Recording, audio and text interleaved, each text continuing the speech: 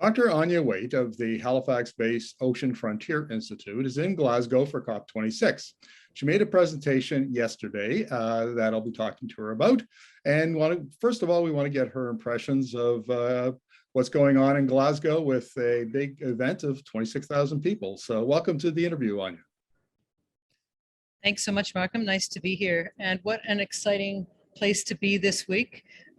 We have the globe meeting here discussing climate policy, climate mitigation, climate adaptation at all sorts of levels, from the very top of Prime Minister level down to individual scientists, figuring out plans on how to measure climate change. So a very, very exciting place to be. And it's really just a question of where do you put your attention, because so much is going on, you don't want to miss things. So it's a very, very good, glad to be here.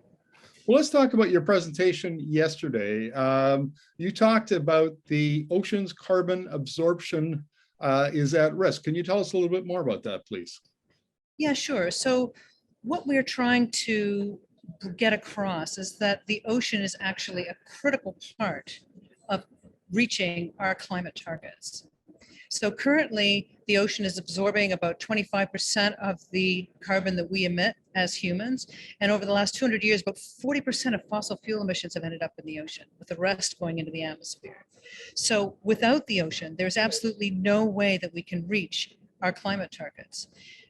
That doesn't necessarily seem to be something our policymakers and others are 100% aware of. So what happens is they set their climate targets to get to net zero, a land-based net zero emission. But they're not actually taking into account the fact that the ocean absorption of carbon is potentially changing. And there's evidence that that may be starting to change more rapidly now. So if we don't have our finger on that pulse, there's no way we can get to our climate targets. And this is a critical thing we feel that all nations need to be aware of, so that we can put some energy into observing the ocean credibly as a baseline as we try to reach those climate targets. So I interviewed you a couple months ago with the project that you had just announced about measuring CO2 in the ocean, in the Atlantic Ocean. And so were you suggesting to this during your presentation that this would be something would be done on a global level? Absolutely, Markham. So what I was pitching yesterday is that this is an international problem and it needs an international solution. Nations need to come together. We need to work together at a higher level than has ever been before achieved in order to nail this critical problem. And if we don't, we will all suffer. So it's really a call to action for nations, and really a recognition that this problem is bigger than a single country. We need to come together to solve it.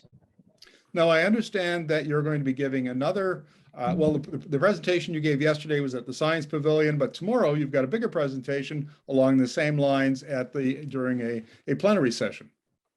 That's right. So I'm presenting tomorrow for the Global Ocean Observing System, which I co-chair. And the message there is to make sure that ocean observation is wrapped in to our climate targets. So they become our hope, and our aim is that getting ocean observation right is just so part of the background of our climate targets, we don't even think about it. They just get the lift they need in order to get us to the baseline we have to get to our climate goals.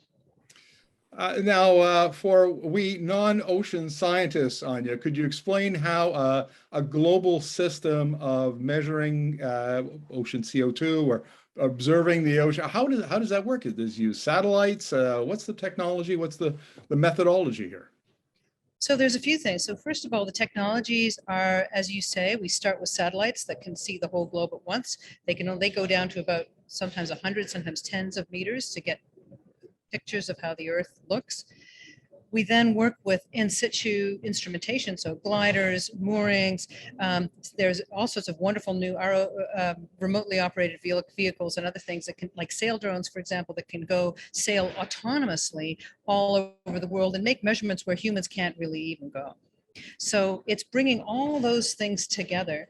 And of course, while these technologies are technically international, each of these programs has to be supported by nations.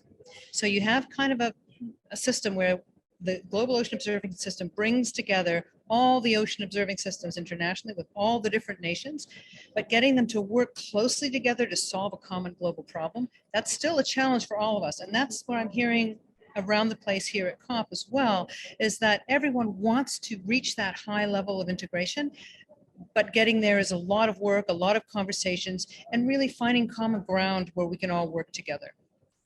Now, I saw yesterday on a lot of chatter on Twitter about your presentation. The scientists loved it. What did the government officials think? The folks who have to, pay for this and put in policy and so on to make it happen. Well, we know that a number of our policymakers have been really caught by this idea and very, very excited about it. I think that kind of conversation takes time. So what we're hoping is that we make an impact here at COP, and that over time we get international buy-in to the point where we're really gelling together with action. Well, Anya, thank you very much for this. Good luck with your presentation tomorrow, and we'll check in with you later in COP26 for to see how the science around how the ocean science is being received in Glasgow. Thank you very much. Absolutely. Thank you, Markham. Great to talk to you today.